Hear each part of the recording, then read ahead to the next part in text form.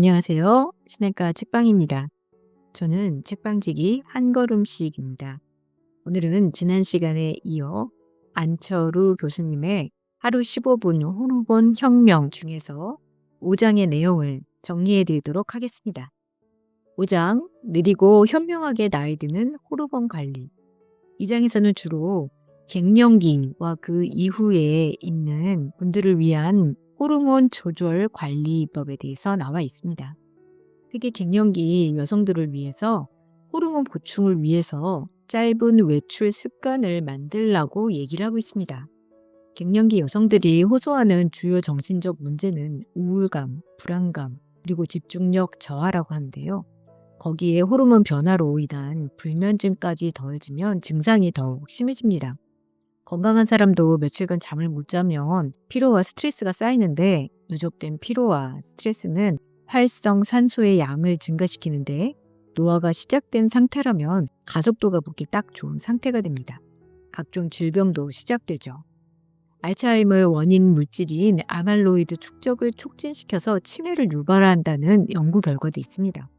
갱년기 고통을 줄이기 위해서 멜라토닌 호르몬을 보충하는 생활 습관을 만들어야 한다고 합니다.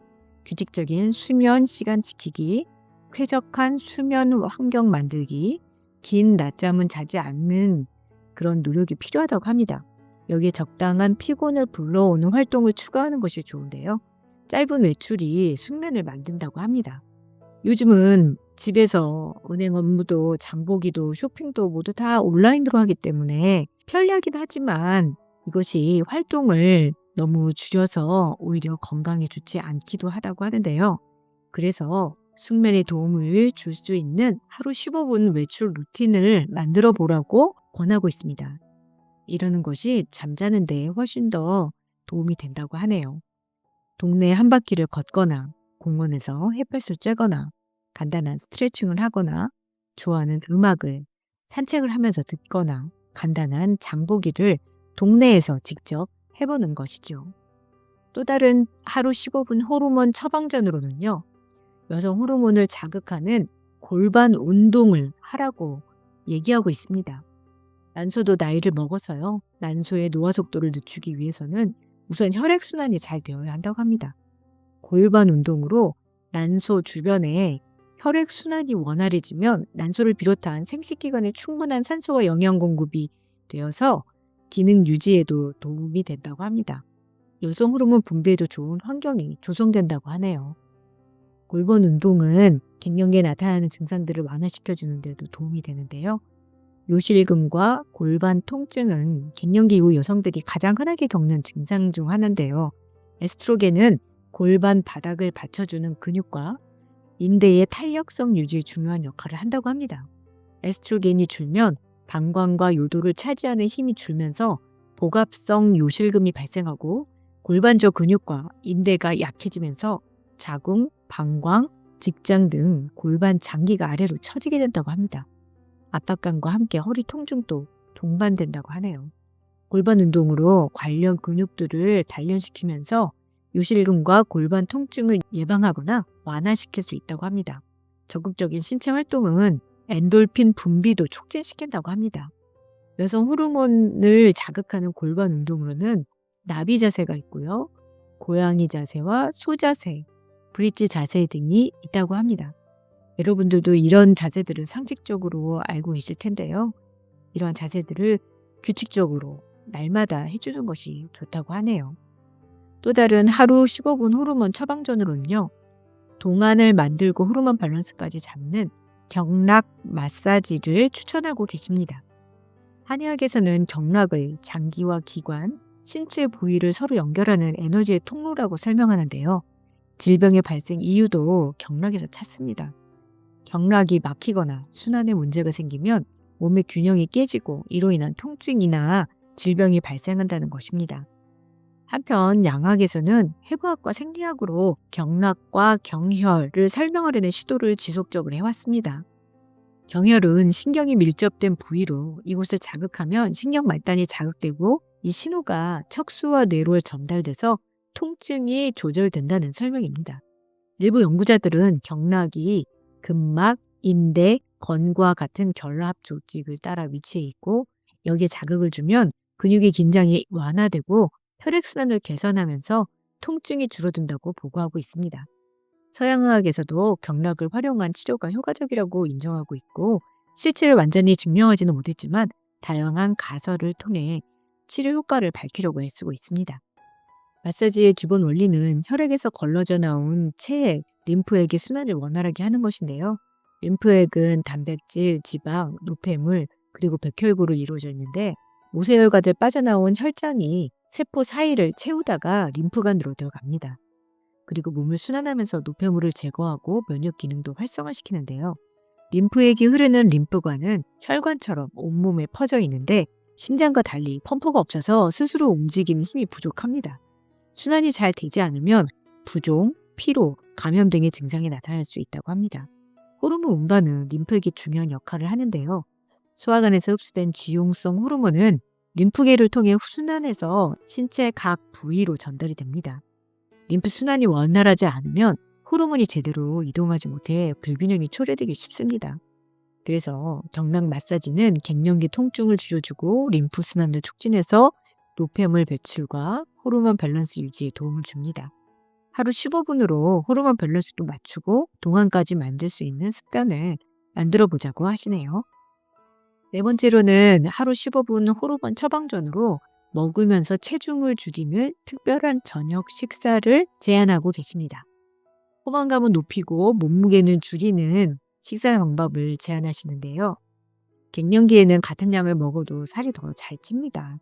에스트로겐이 줄면 신진대사율이 낮아지고 남은 에너지가 쉽게 지방으로 축적되기 때문이라고 하네요. 이때 지방은 엉덩이나 허벅지가 아닌 복부에 쌓이는데 악명 높은 내장 지방이 됩니다. 내장 지방은 건강에 매우 해롭다고 하네요.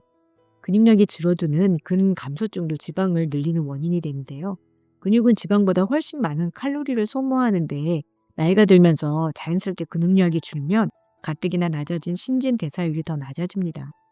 즉 살이 더 찐다는 거죠. 갱년기의 체중 유지는 포만감을 높이고 몸무게는 줄이는 현명한 식단으로 시작해야 한다고 합니다. 호르몬 균형을 맞추고 수면의 질까지 개선할 수 있는 식단이 필요하다고 제안하고 계십니다. 단백질과 식이섬유를 충분히 먹는 식단은 호르몬을 챙기기 좋은 식단이라고 합니다. 단백질은 포만감을 오래 유지시켜서 야식의 유혹을 줄이고 근육량 감소를 막아서 기초 대사량을 유지하는 데도 도움을 줍니다. 식이섬유는 소화를 돕고 혈당을 천천히 올려서 체지방 축적을 막아줍니다. 단백질과 식이섬유를 충분히 먹으면서 단순당을 덜 먹는 효과도 있다고 하네요. 포만감이 오래가면 갑자기 찾아오는 식욕 때문에 찾게 되는 빵과 떡, 설탕이 많이 들어간 간식들도 줄일 수 있다고 합니다. 콩은 단백질과 식이섬유가 풍부한 대표 식품입니다. 콩에 많이 있는 이소플라본은 체내 여성 호르몬과 유사한 작용을 해서 갱년기 증상의 완화에 도움을 준다고 합니다. 혹시 부족해질 수 있는 지방은 호두, 아보카도, 연어 등 오메가3 지방산이 많은 음식으로 섭취해야 한다고 합니다. 오메가3 지방산은 체내 염증을 줄이고 호르몬 균형을 잡는 데도 탁월합니다. 또 다른 하루 15분 처방전 5번째로는요. 정성 들여 만드는 수제 두유 한 잔의 힘이라고요. 콩에 대해서 말씀하셨는데요.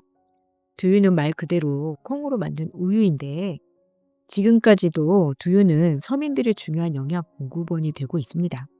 단백질이 풍부한데 만드는 방법도 간단해서 누구나 쉽게 만들어 먹을 수 있습니다. 따뜻한 두유 한 잔은 몸을 편안하게 이완시켜주고 밤에는 숙면을 유도합니다. 갱년기에 흔히 겪는 불면증과 불안감을 완화시키는 데도 도움이 됩니다. 특히 수제 두유는 방부제, 안정제, 인공 감미료 등을 넣지 않아서 안심하고 마실 수 있습니다. 양질의 식물성 단백질과 식이섬유가 풍부해서 포만감을 주어서 체중 관리에 효과적이고 장 건강에도 도움을 줍니다. 두유를 만들고 나서 생기는 비지는 비지찌개, 비지전, 빵 반죽 등에도 활용할 수 있습니다. 6번째로 하루 15분 호르몬 처방전으로는 젊음을 되돌리는 뼈 운동을 제안하고 계시네요. 뼈를 자극하면 호르몬이 나온다고 합니다. 뼈는 우리 몸을 지탱하는 중요한 구조물이지만 뼈의 역할이 여기서 그치지 않는다고 하는데요. 우리 몸의 뼈는 칼슘을 저장하고 피를 만드는 일도 담당합니다. 호르몬을 분비하는 내분비 기관이기도 하고요. 오스테오칼신은 뼈가 분비하는 호르몬 중 하나로 일반인들에게는 다소 생소한 호르몬이지만 그럼에도 하는 일은 매우 많다고 하네요. 혈당 조절, 근육과 뇌의 기능, 생식 기능 등 다양한 기관에 관여한다고 합니다. 오스테오칼신은 췌장의 베타세포를 자극해서 인슐린 분비를 촉진하고 인슐린 저항성을 개선합니다. 근육과 뇌를 활성화시켜서 운동 능력과 기억력, 학습 능력을 높입니다. 테스토스테론의 분비를 돕는 기능도 합니다. 신기하게도 오스테오칼신은 갱년기에 증가하는 호르몬인데요. 갱년기 여성에게서 나타나는 골대사 변화와 관련이 있다고 합니다. 갱년기가 되면 뼈의 파괴를 억제하는 에스트로겐이 줄면서 골 흡수가 활발해지는데요. 이로 인한 골 전환, 오래된 뼈가 파괴되고 새로운 뼈가 만들어지는 과정이 급격히 증가합니다. 오스테오칼신은 뼈를 만드는 조골세포에서 생성되는데 골 전환율이 높아지면서 혈액 중 오스테오칼신 수치가 높아진다고 합니다. 갱년기에는 뼈를 만드는 속도보다 뼈를 파괴하는 속도가 훨씬 빨라져 전체적인 뼈의 양, 골밀도가 줄어드는데요. 아이러니하게도 오스테오칼신의 증가는 뼈가 잘 만들어지고 있다는 긍정적 신호보다는 뼈의 파괴와 생성이 모두 활발해서 골다공증으로 이어질 수 있다는 위험 신호로 해석된다고 합니다. 그럼에도 오스테오칼신의 자연적 증가는 뼈를 포함한 전신 건강에 이롭습니다. 적절한 물리적 자극이 가해지면 오스테오칼신의 분비가 활발해져서 근육, 뇌, 췌장 등 다양한 기관에 긍정적인 신호가 전해집니다. 하루 15분, 비교적 짧은 시간의 운동으로 컨디션이 좋아지는 것을 느낄 수 있는 것도 오스테오칼신 덕분입니다. 그래서 여러 가지 운동을 제안하시는데요. 제자리 뛰기를 제안하십니다. 전신 운동을 사용해서 뼈에 가볍고 반복적인 충격을 주어서 골밀도 향상과 성장 호르몬의 분비를 촉진한다고 합니다. 계단 오르내리기는요. 체중의 부하를 직접적으로 이용하는 운동으로 하체 근육을 강화하고 뼈를 자극하는 데 매우 효과적이라고 합니다. 줄넘기는 반복적인 점프 동작이 척추, 고관절, 발목 등 전신 뼈에 자극을 주어서 호르몬 분비를 돕는다고 합니다. 7번째로 제안하신 하루 15분 호르몬 처방전은요. 통증을 줄이는 스트레칭을 제안하십니다. 이것으로 하루 컨디션을 끌어올릴 수 있다고 하시는데요. 일상에 통증이 많아지는 시기는 갱년기라고 합니다. 호르몬 이상이 크고 작은 불편과 통증을 불러오는데요. 뼈를 보호하고 칼슘 흡수를 돕는 에스트로겐의 분비가 줄면 뼈의 밀도가 급격히 낮아집니다. 관절을 부드럽게 유지하던 연골의 콜라겐도 줄어들어서 염증이 생기기 쉬운 상태가 됩니다. 무릎, 허리, 손목 등 관절통이 증가하고 근감소증이 더해지면 통증이 커진다고 합니다. 에스트로겐은 통증 신호를 전달하는 신경계에도 영향을 미치는데요. 호르몬 균형이 깨지면 자율신경계가 불안정해져 이유 없는 통증이 나타나는데 근육통, 두통, 신경통이 흔하다고 합니다. 호르몬 감소로 통증 민감도가 높아져서 예전과 달리 통증을 느끼게 되는 경우도 잦다고 하네요. 갱년기 통증을 조절하기 위해서는 호르몬 밸런스를 최대한 오래 유지하는 노력이 필요하다고 합니다. 규칙적인 운동과 균형 잡힌 식단으로 뼈와 근육을 강화하고 충분한 휴식을 통해서 스트레스도 관리해야 한다고 하십니다. 규칙적인 스트레칭까지 해주면 가벼운 통증은 쉽게 치료할 수 있다고 하네요. 스트레칭은 긴장된 근육을 이완시켜서 혈관을 확장시키고요. 혈관이 확장되면 혈액과 산소의 이동이 원활해지고 혈행이 좋아지면 근육에 쌓인 노폐물과 통증을 유발하는 물질들이 쉽게 제거된다고 합니다. 뭉친 근육을 풀어주어 만성적인 목, 어깨, 허리 통증도 줄일 수 있습니다. 공기 맑은 곳에서 여유를 갖고 하는 스트레칭은 엔돌핀을 분비시켜서 자연적인 진통제 역할도 한다고 하네요. 아침 스트레칭은 밤새 굳어있던 몸을 깨우고 저녁에 스트레칭은 컴퓨터나 스마트폰을 사용으로 경직된 근육을 풀어준다고 합니다. 깊고 천천히 호흡하는 동안 통증 완화와 함께 몸과 마음의 컨디션을 모두 끌어올릴 수 있다고 합니다. 그래서 목 스트레칭, 어깨와 팔 스트레칭, 하체 스트레칭 이런 것들을 꾸준히 하라고 말씀하고 계십니다. 하루 15분 호르몬 처방전 8번째는요. 행복 호르몬을 활성화시키는 음악 감상을 추천하십니다. 음악은 모든 감정을 담아내는 그릇이며 영혼을 치유하는 최고의 약이다. 19세기 프랑스를 대표하는 작가 에밀 졸라가 한 말이라고 하는데요. 현대인에게도 음악은 빼놓을 수가 없죠. 기쁠 때나 슬플 때나 위로가 필요할 때 많은 음악을 찾고 위로와 평화를 얻는데요. 일상생활에서 콧노래를 흥얼거리며 대중가요의 콘서트장을 찾는 것까지 음악을 즐기는 형태도 다양합니다. 우리가 이처럼 음악과 사랑에 빠지는 이유도 호르몬 때문인데요. 음악을 들으면 뇌는 도파민, 세로토닌, 엔돌핀과 같은 행복 호르몬을 분비한다고 합니다.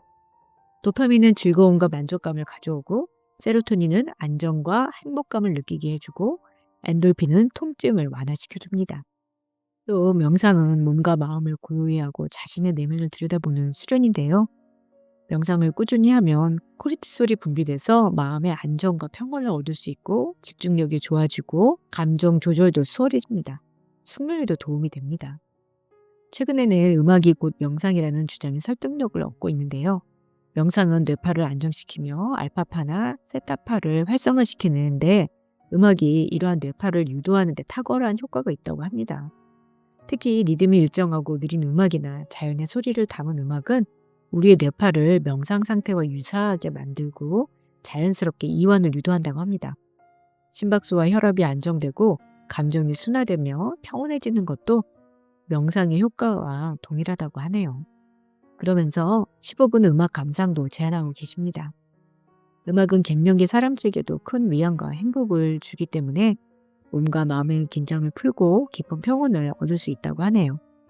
그러면서 음악을 들을 때 의식적으로 듣고 긍정적인 감정을 유도하면서 몸과 마음의 긴장을 풀고 지금 여기에 머무는 과거의 후회나 미래의 걱정을 내려놓는 음악과 몸에만 반응을 집중하는 그런 시간을 가져보라고 제안하고 계십니다. 네, 여러분은 책을 어떻게 들으셨나요? 저는 참 새로웠던 것이 나이가 들면 모여서 맨날 하는 말이 어디가 아프다라는 마치 배틀을 하듯이 그런 푸념을 하거나 혹은 어떤 약이 좋다, 어떤 음식이 좋다라는 얘기가 항상 오고 가곤 했었습니다. 그런데 우리는 너무나 쉽게 약에 의존하려고 하고 어떤 좋은 약을 먹으면 뭔가 내 몸이 변할 것 같고 달라질 것 같다라는 그런 생각을 많이 하기도 하는데요. 하지만 안철우 교수님의 제안을 듣고서 저도 많은 자극이 되고 생각을 달리하게 되었습니다. 특히 약이나 어떤 음식으로 해결을 하는 것보다는 저희의 생활 습관을 바꿈으로써 호르몬을 조절할 수 있다는 것이 너무나 새롭고 대단하다고 생각이 들었습니다. 그래서 더 내 몸의 호르몬 균형을 맞추기 위해서라도 나의 생활 습관을 바람직하게 바꾸어 나가고 그것을 변화시키는데 15분이라는 훈련을 규칙적으로 해나가는 것이 필요하다는 생각을 하게 되었습니다. 그래서 이 많은 것들을 다 하긴 참 어렵겠지만 이 중에 몇 가지라도 본인에게 필요한 것들에 초점을 맞춰서 15분씩 자신의 삶을 변화시키는 훈련을 시작해보면 우리의 몸에 호르몬의 균형이 잡히고 또 더 건강한 생활을 영위해 나갈 수 있지 않을까라는 생각이 들었습니다. 단지 오래 사는 것이 중요한 것이 아니라 건강하게 오래 사는 것이 중요하다는 생각이 들었습니다. 여러분의 삶도 더 활력차지기를 바라면서요. 다음에 새 책으로 돌아오겠습니다. 안녕히 계세요.